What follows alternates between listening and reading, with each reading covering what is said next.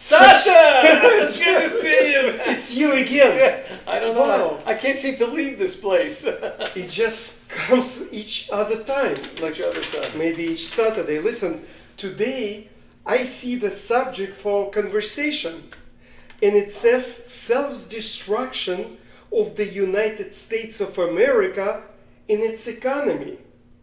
That sounds about right. But the question is, have we accomplished that, or are we in the process of accomplishing that? That's the interesting question. So, just set the stage. Like, what's going on? Like, what do you think is? Well, basically, we have an interesting administration. That's given. Yeah, and so based on a level of incompetence that's never been realized in the past. So, from the 0 to 10, like, is it like 20? In terms of what they can do or what they will do, in terms of what they can do, 2. What about they don't know what they're doing? Like, That's perfectly clear. Okay. You know, so, is America is isolating itself professionally. So isolating from the countries around the world. So give us some ideas. What do you think Well, about they're that? not only isolating us from the countries around the world, but they're isolating themselves from our own population. So first, not themselves, but ourselves, right? So we kind of a part of that ship. Yeah. So let's talk about from how do we isolate ourselves from the rest of the world. Let's talk, like, for example, about the tariffs. Is the tariffs the vehicle to unite the nations around the world, or differently? No, that's the catalyst. That's the catalyst to isolate us from the rest of the world, especially the free world. In terms of the various autocracies around the world, it's the dream. And Trump and company and Vance are accomplishing that dream. How do they do it? By making sure the administration is made up of some of the most incompetent people in history. We will get to it. The point is in the tariffs, and the tariffs are the tax on ourselves and the countries around the world. So what we are doing by tariffing like the goods and services from outside, we put in extra expense to get them in. Does the China as a country, does it care about the tariffs?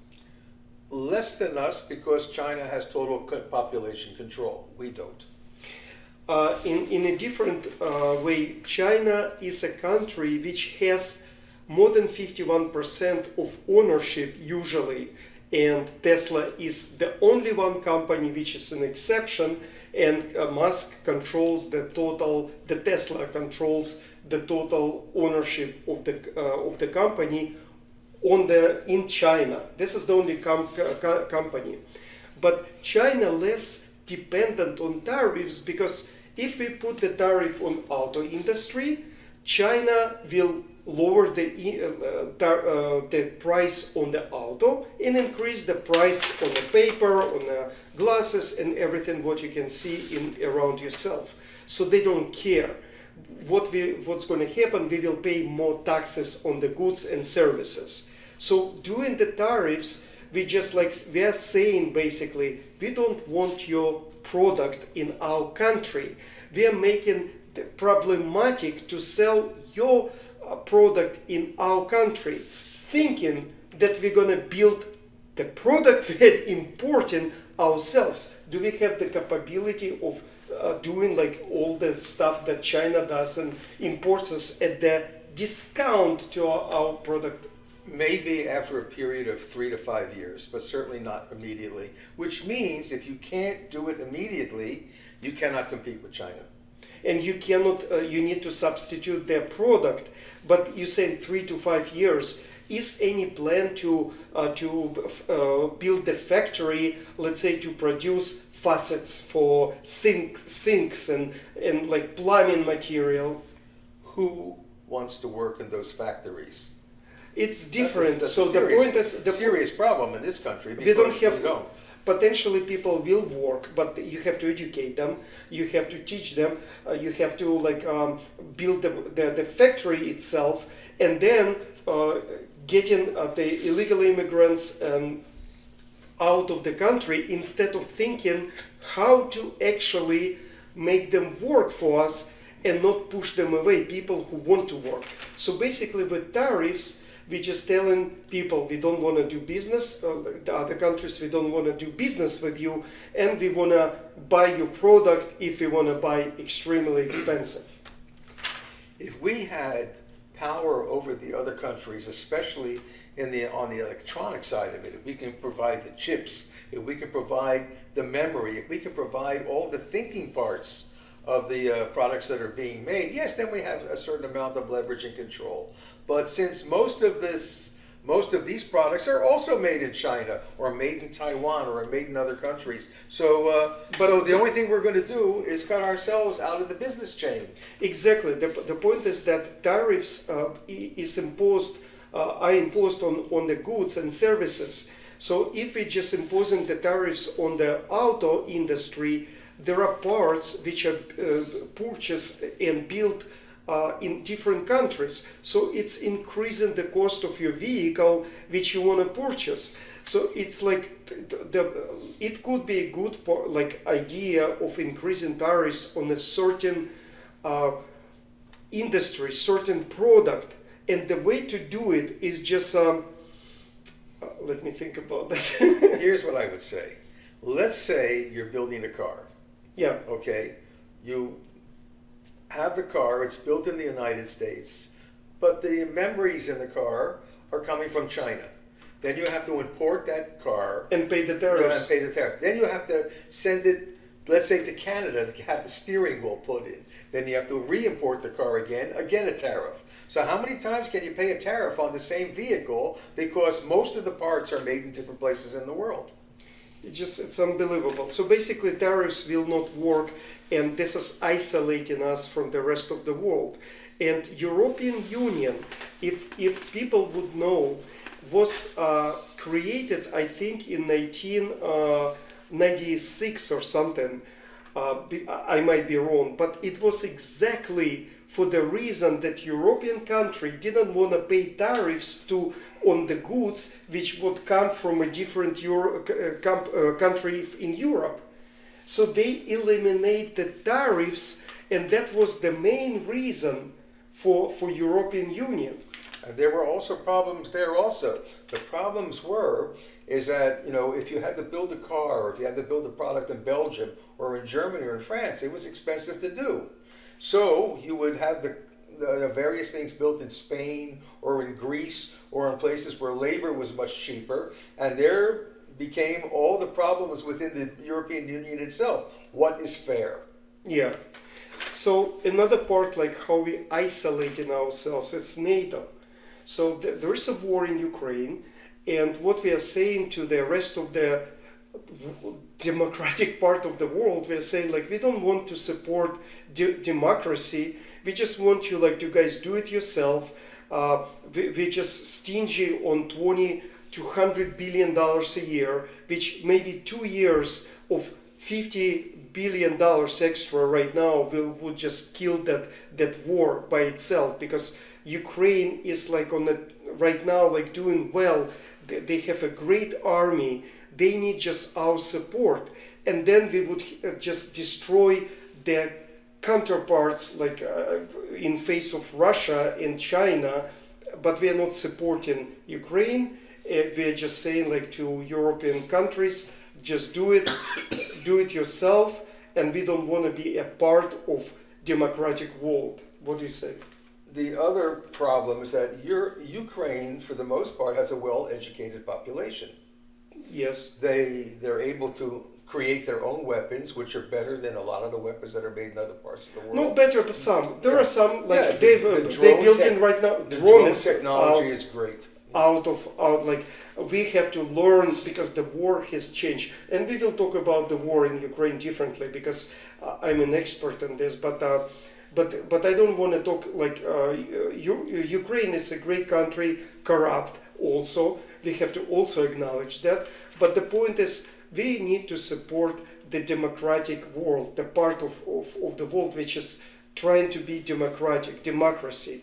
And we are just Right now, because of Trump and Vance and so many of the people in the cabinet, we're headed to a country that's going to be an autocracy, which is what Trump wants. Trump is very, very, very enamored by all the autocratic countries.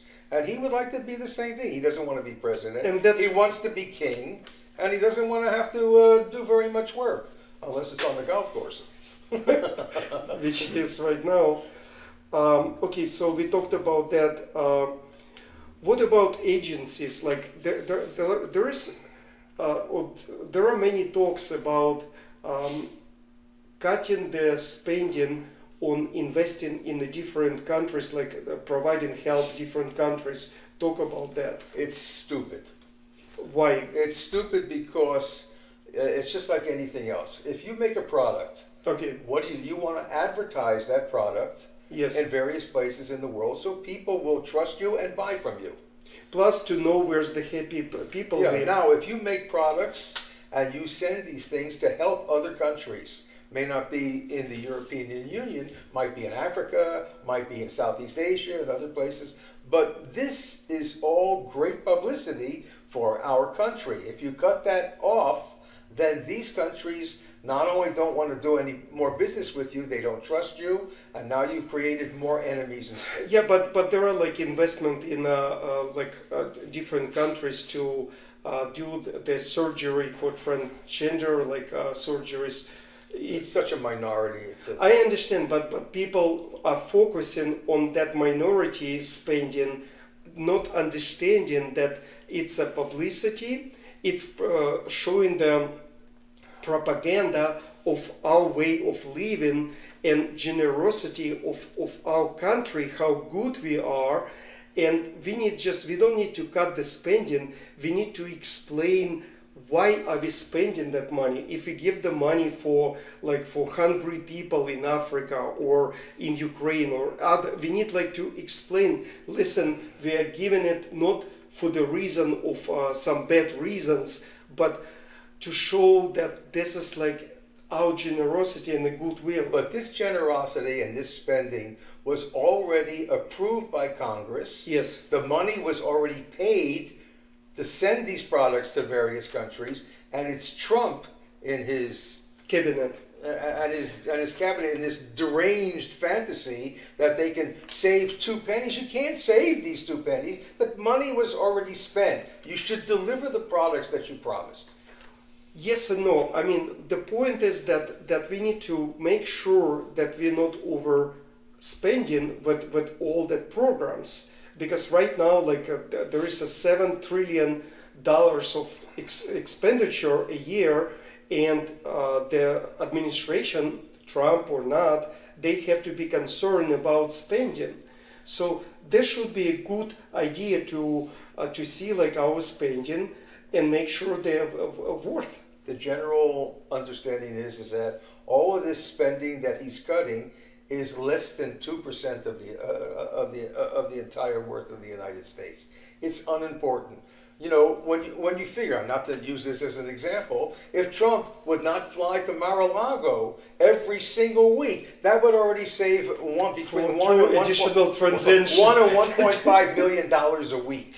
In the first administration, he spent $150 million going to play golf. Okay, so we cut that out. So we are isolating ourselves, but not showing how good United States of America is around the world.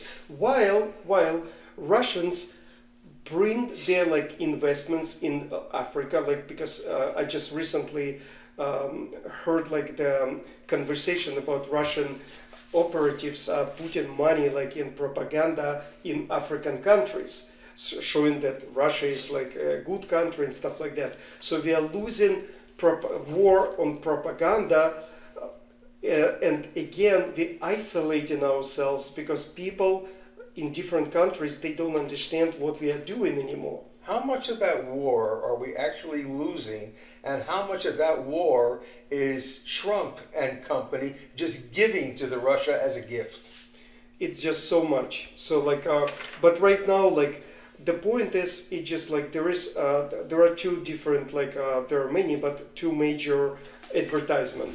One is like in incentive, like you give people discount, and you say like, hey, you go buy this product, you will get like 5% discount.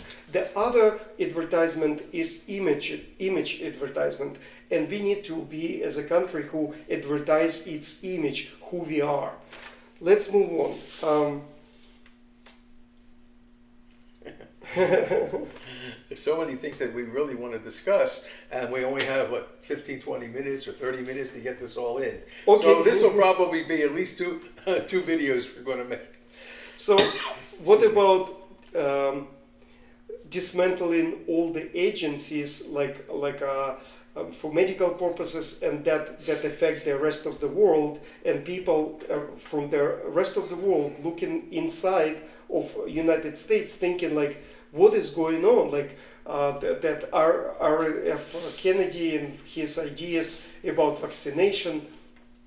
It's pathetic to have to even find it necessary to discuss this. The polio Please discuss it anyways. polio was literally eliminated from society for 20 years, and RFK is making sure that it becomes a major illness in the future. Explain why. From sheer stupidity. The vaccine works, and he's against the vaccine. He says, no, take vitamin A. So you take vitamin A, not only will you get polio, but you'll also destroy your liver. But this is going to go on. It's insanity to have this person in any semblance of leadership in the health industry. He's not qualified. So today, right now, the polio disease is 0.1% of the population. I think that's the statistics. So if we just stop vaccinating people, that will be like a COVID. It could just there are some places like in Texas where whole communities don't do vaccinations. Why? Because religion. RFK told them you shouldn't do that. That the vaccinations don't work. Of course, the vaccinations don't work. That's why polio was eradicated 20 years ago, and now it's back. Oh, I understand from today that there's already 600 active cases in Texas and the southern United States, and nothing's being done about it.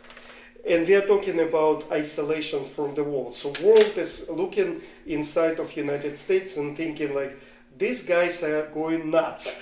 A very dear friend of mine, very famous violinist, Itzhak Perlman, who's maybe the greatest, or certainly one of the top 10 violinists in the world, as a soloist, as a musician, as a conductor, and he had polio when he was young, and they had the vaccine. He could have gotten it, but his family was told not to do it, and so he wound up with polio. Let's move on.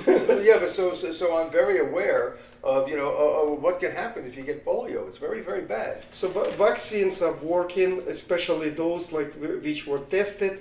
But the point of the subject right now, we are trying to show people that there is a crisis going on, and we are not just we are just isolating ourselves from the rest of the world. Yeah, don't forget, even with COVID, you have to realize the world lost 18 million people because of COVID. Okay, so and we lost. I think it was over 1 million people in this country because of COVID, and there was a vaccine, but but getting the vaccine to the population was a disaster. Jeffrey, it's questionable so much. The point right now, I'm trying to stay focused, and people also stop. Some countries say stop going to United States for vacation or for education. Did you hear about that? Yeah, of course. I still have a T-shirt that I bought in Mexico where this was during COVID, and it says on the T-shirt, "Now you're on the good side of the border." Okay, got it. All right, so there are problems which America is isolating itself from the rest of the world. What about America destroying itself right now from inside? First of all, arresting people in the style of the Gestapo in Germany, where mass people without identification with guns are going into universities, going into business and things like that, and just taking people off the streets. And first thing they do is they send them out of the state, so they have no way of contacting a lawyer and trying to defend themselves. That's never been done. It should never been done. Even if the people are bad. In this country, we have something called due process. Without due process, we are the same as a communist country. Can I push back a little bit? Yeah. You see what, like, to me, like, if I come to you and say, like, Jeffrey, show me your ID or show me your documents that you're legally in the country. So if you're not legally in the country, what kind of due process do I need, like, to tell you, hey, can you just, like, follow us and we will put you in a bus and out of the country? Yes, you can do that, but I have a right to say, show me your badge. I will show you my badge. Yeah, but these people do not. Yeah, but That is everything. This country is not supposed to be able to do that. Jeffrey, they're supposed to get an arrest warrant, or they at least have to identify themselves as an official police officer in the country. So if they will have that ID on themselves, they can do it, right? Then they can exercise their authority. Okay, so let's Not do before. it. But let's do that. Right, but where's the due process? They're illegally here. Yeah, but the due process is that you've shown them your badge. Now you can take them and you can arrest them. And then once you arrest them, they should have the right to call a lawyer.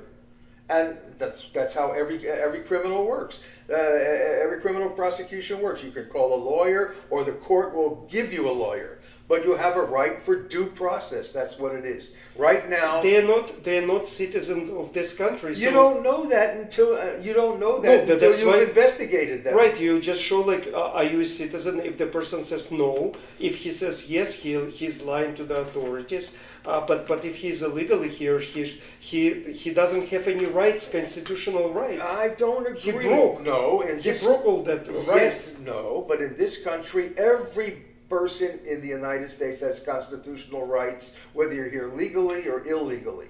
You still have to be presented that you have a right. You have a right not to incriminate yourself. You have a right not to. You have a right to legal representation. And these people are being moved, and in this case, they moved themselves, like, in the country. That's true, but for what? But Illegally. Some of them. No, most of, like, people who are being deported, they don't have papers. Let's do this. Yeah, it's complicated. It's complicated. So, like, guys, like, per Jeffrey, if you arrest a illegal immigrant, show your badge, and now you can put the person in a bus and deport them. No, but you could detain them in jail. I say, like, just deport them and that's it. But honestly, if they're, like, criminals and you know that, but you deport them. But if they're just working here, read my book. Where's my book? Hold on one second. Yeah. But while Sasha's looking, the other thing is that while you're arresting people who in some cases are in universities going for their PhD or their master's degree or their bachelor's degree, and they accidentally or maybe on purpose attended a demonstration or something like that, which they are allowed to do. That's called freedom of speech. You can't deport a person in the middle of the night and then send them not to their own country, but send them to a paid prison system like in El Salvador, which is totally criminal. Okay, Yeah. so don't listen to That's Jeffrey. the same as Don't listen to him. same as sending them to Auschwitz. It's terrible. If you don't have legal papers, you have no right to participate in any demonstration. You have no right to be here. So, like, but in my book, you can read about illegal immigration and how to resolve it with a good face, and it's just so much. You don't do it like criminally as right now administration, but people illegally came here should be either like. Okay. Go ahead. Okay, now that's pretty clear. Everybody, read the book, read the suggestions, contact us, let us know what you think. The That's most important important. thing is to have very, very well-educated, intelligent people designing the system so it works for everybody. And there's a good way to design it and a bad way to design it. Okay, so let's move on by what we like, by our format. So first, we said like how we destroy from inside. So those like arrest and stuff like that, it just they're done not in a legal way. That's why it's controversial and it's just destroying our country because we don't understand how like it should be in order. It should be people should be know what is going on.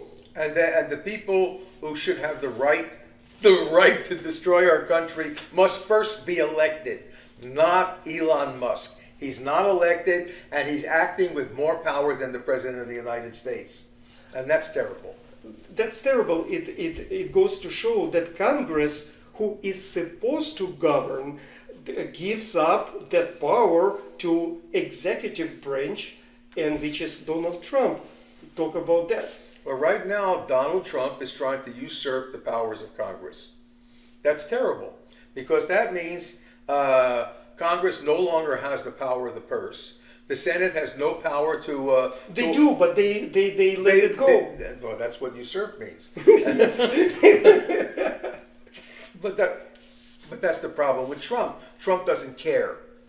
He doesn't care what he does legally and he doesn't care what he does illegally. He doesn't care what he says. He doesn't care whether he lies. And good for Trump. So the point is, but that unfortunately gives him power over Congress. What's the power? If anybody in Congress looks at him slightly the wrong way, he says you will be primary and you will be out of office. So what I'm telling everybody here and telling everybody watching this podcast, get together. Go to all the demonstrations and things like that. Go to wherever you can make your voice heard and say that they don't have to worry about Donald Trump primarying you. We, the population, will make sure you get primaried and somebody good to take your place. and I would just say differently, because if you go and start like screaming and it has no value, it's just you part of destruction.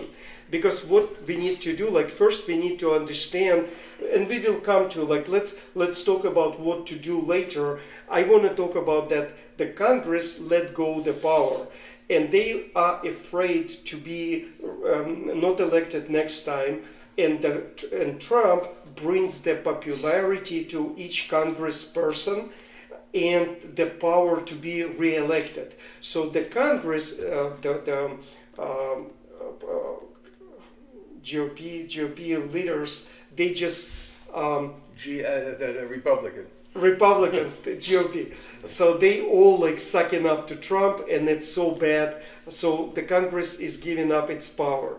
But what I want to also talk about, that Trump is dismantling the government. And once you talk to me about Peter's principle. Oh yeah, let me go through that. There was a book written when I was a student.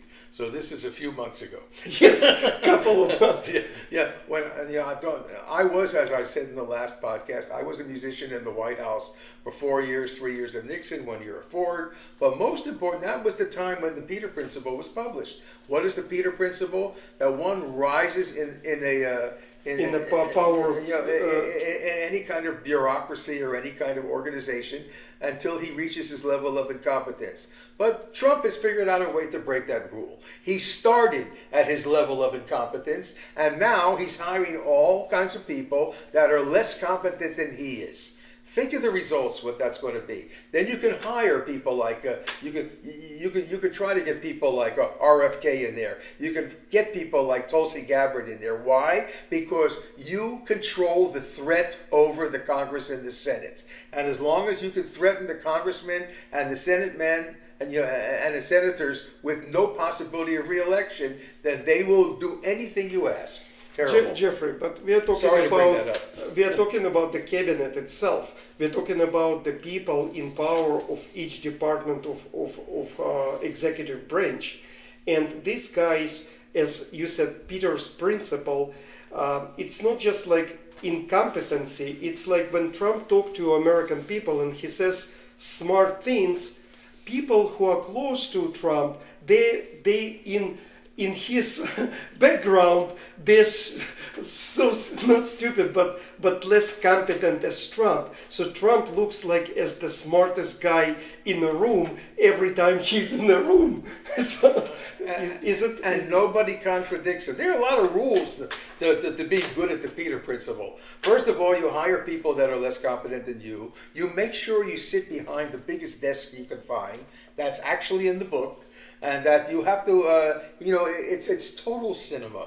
But the difference is that the Congress now doesn't realize that they have the power to fix everything, and they won't do it. We talked about that. So like right now, what we are doing, like as a country, destroying. We talked about destroying from outside. Now we're talking the destruction from inside, and we've talked about the Congress giving power. We talked about the departments of executive branch are being selected as less competent as Trump, and his competency level is. And the other great problem is that Elon Musk is not just eliminating people who are secretaries in these organizations, he's eliminating the administration of these departments. And these are actually incredibly competent people, much more competent than the President of the United States. They're being eliminated, and there's no way to repair this. So basically, this is another point. We depend on the courts, which so far are doing a pretty good job. But when you're constantly making executive orders, new ones, every day, 1, 2, 3 new executive orders, they're flooding the courts with this stuff. And there's only so many judges to go around, and they can only vote against so many of these things, in a short period of time. So what you wanted to talk about, that firing people, government employees. And it's not a good idea to fire government employees. And I heard the interview of Elon Musk saying that, hey, but we just fired only 1.5% of the government employees. And Jeffrey said what? They fired the 1.5% of the highest level of the government employees. That's much worse. The problem. That's much worse than firing 20,000 people of the worst part of these administrations. You can fire one person and dismantle the whole department, and they dismantled the Department of Education. How can we unify the programs, educational programs around the states if we don't have Department of Education? And that goes for each department. So right now, every time Trump gives the executive order, it's being challenged in courts. It's not about good or bad. It's just there is a fight inside of the country for no reason, and that's why we're destroying our country from inside. Yeah, it's one thing after another. Every day is another nightmare. That's the scary part, is that every day he comes up with some other insane idea, or he puts all his weight against one agency or another agency. You've got somebody like Elon Musk who's totally out of control. Nobody controls Elon Musk.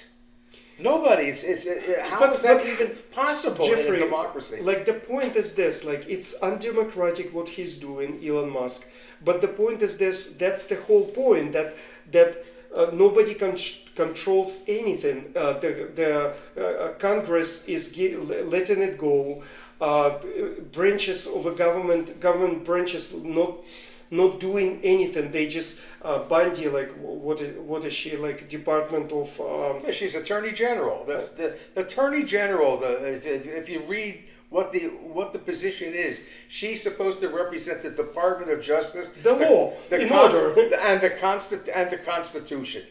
And she represents only Donald Trump. She doesn't care about the Constitution. She doesn't care about whether something's legal or not. If somebody goes against Trump, she wants that person fired, which means judges have to be impeached or thrown out. You cannot do that. These are lifetime positions in many cases. So that's what's the point. That if we're going out of the rails, we need somebody to put our train back in the rails. but there is nobody in Trump administration who say like, hey, wait a minute, let's do right things. Maybe let's have some plan. Which another topic of like, so do we have any plan of what we are doing with the tariffs, going out of NATO, firing government employees?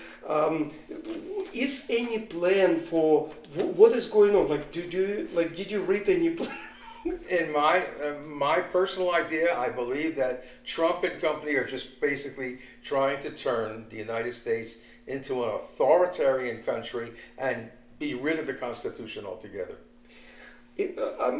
Potentially, but he's not too smart about that. He's smart to get himself in a position to be called the guy, but he's not too smart to build. He's destroying everything. In my opinion, I look at the things that being destroyed, but there is no plan of the future. There is no plan. Hey, we are putting the tariffs, and the reason is we want to build the factories, let's say auto factories in our country.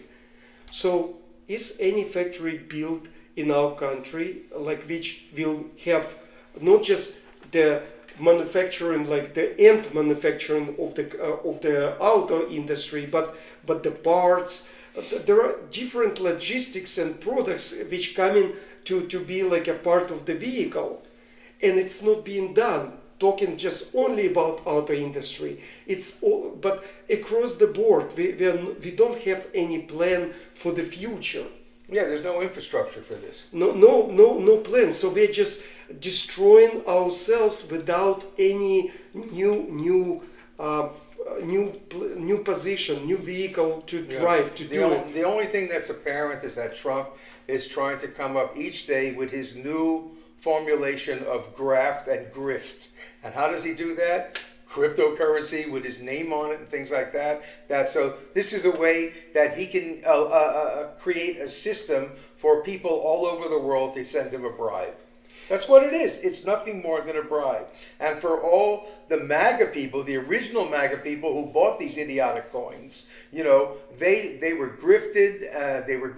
They bought a coin that started out at $80, which is now worth $12. Where do you think that money went? That money went into Trump's personal pocket and not in this country.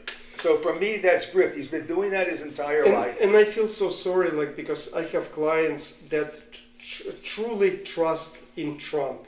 They bought his media company stock, and stock was $96. Now it's like, I think 20. It went like at one time like to 12, going back and forth. But the company itself has no value.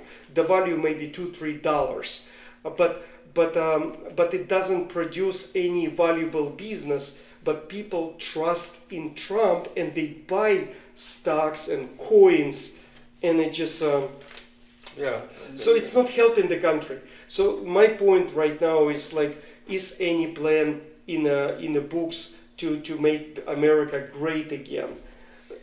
What's the plan for this? Is there such a thing as making America great again? America has always been great. For the last 8 years, for the last 80 years, for the last 20 years, that America has been great. Did we make mistakes? Absolutely. Every country makes mistakes. Are we invested in too many military operations around the world? Absolutely. We should cut out half of these things. Do we really need all the military bases that we have around the world? No. That would be much better. But you can read this book and pay for make other countries to pay for it. Like I apologize, Geoff. The point, like for example, we have 21 aircraft carriers, like ships, like in our possession. We don't need 21 aircraft carriers. They're like $1 billion per carrier per year to maintain them and have the people like on them. So hey, can we rent it to like countries like in the Middle East or without personnel? Well, also in today's make money on this. In today's day and age, aircraft carriers are basically stupid. An aircraft carrier can be sunk with a drone.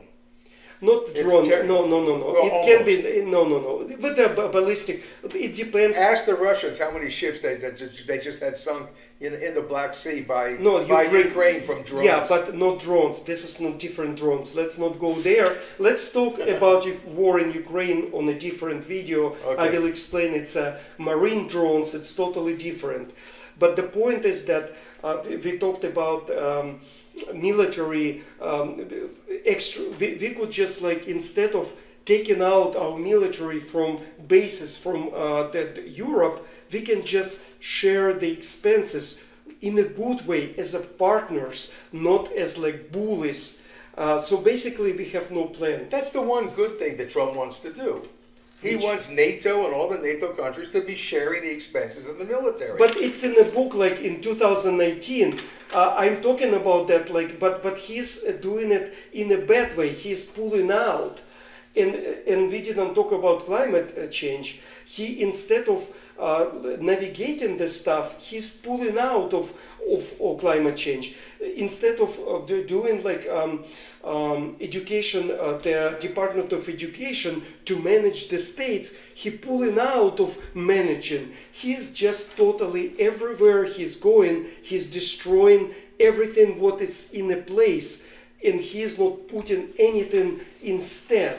As long as you're mentioning that subject, I think it's only fair to also mention that Sasha's been very active in trying to come up with good concepts for climate change, and the name of that is called? The Blue Glaciers Rescue Foundation. It's a non-profit, and we can talk about that too.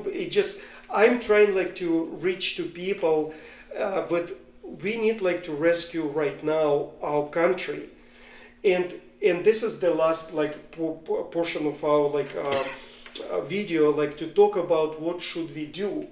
Jeffrey, talk about that. I believe personally that the best thing we can do initially, that means right now, for the 2 years, like before before the midterm elections, you have to convince all these people, whether obviously all the Republicans and some Democrats, that if they don't vote to repair what's going on, they will be voted out of office, or as Trump likes to call it, primary. These people have to know that their future in the Republican Party is going to be good only for about 14 months now, and then they're gone. And as long as they know that they're going to be threatened by the public, when there's a demonstration, they should have demonstrations like I remember in the 1960s, like the moratorium against Vietnam on the main ellipse in Washington. I was there. I participated in that. And after that, I was a musician in the White House. But I can tell you, when you get millions of people protesting, not just 50 people there, a couple of thousand people there, when half the country is out there protesting and voting after the protest, that's when everybody in Congress will know that their days are numbered, and that all of a sudden they're going to lose their free retirement, they're going to lose their salaries and everything else, and that which is the only reason they wanted to get elected in many cases in the first place. But before you go and start like just demonstrate for something, you have to be informed voters. This is like in the chapter in this book, we need more informed people. Before you go and vote for somebody, you need to understand what is going on. So you need to educate yourself. You need to educate on who is the Democrats, who is the Republicans, what they stand for. We need to stop voting blue or red. We need to vote the purple in between. We need to move America forward, not sideways. And people need to understand first what you ask a congressperson or anybody on a local position, what is your plan? And measure that plan on against your ideas and your comfort level. And if you go ahead. I was going to say, we need a new generation of very intelligent people to run for election. We do not need any more MAGA morons. I'm not talking about the population. For me, the MAGA morons are the Republicans in Congress and the Republicans in the cabinet of Donald Trump. These people have to go. Yeah, but the point is, like, how do you get rid of them if people who put them in place, they've been fooled, and they've been fooled because they're not educated. So educate yourself. Because the reason they came to power, it's not because Donald Trump was given something interesting. Most of the people voted against social democrats. They voted against illegal immigration. They voted against the Medicare system, medical system in a country which is not working. That's actually not true. They did not vote against the medical system because Trump promised us that nothing would be changed. So everybody assumed that he's telling the truth. We haven't learned yet, after 8 years or 10 years, that most of what Trump says is nonsense. He lies because even when the best thing he could possibly do, that he believes in, is tell the truth, he's unable to tell the truth about anything. That's what a pathological liar is. But it doesn't matter. The point is that we need to study. Because you're saying pathological liar, who cares? People, that's actually... The answer is the voter. Right, but Trump is saying, like, listen, I will take care of you. I will do everything good by you. Will baby drill, like, and like somehow cheap gasoline will rescue the world. That's why they've been fooled. And to not to be fooled, you have to have a plan. You have to educate yourself, to ask local government people, because there are bright people, but you have to kind of vet them to understand, do they have a plan for us from local government, and it's in the book, to the top. You choose your local government, and that's how you build the country from bottom to the top, not from the top to the bottom. Right, that's the whole thing. But the first step is to vote most of these people, or at least change the majority in the Senate, change the majority in the Congress, and then at least Trump can be controlled. And as long as Trump has the power of the purse, we're doomed. And I would say a little bit different, because Trump is bad. There will be other person, and if you're not educated, you don't know what you want. You don't require a person who you're voting for a plan that you're comfortable with. There will be a different Trump. There will be a blue Trump. There will be red Trump, and we will be stuck in that process of rebuilding and destroying our country. Yeah, there's a lot of... Let's cut it. Yeah, okay, so we're going to say goodbye, but there's a lot of things that have to be changed. And start with this book. First thing are the laws. Yeah. Thank you, guys. Okay, thank you very much. We'll see you very soon. Bye now. Bye.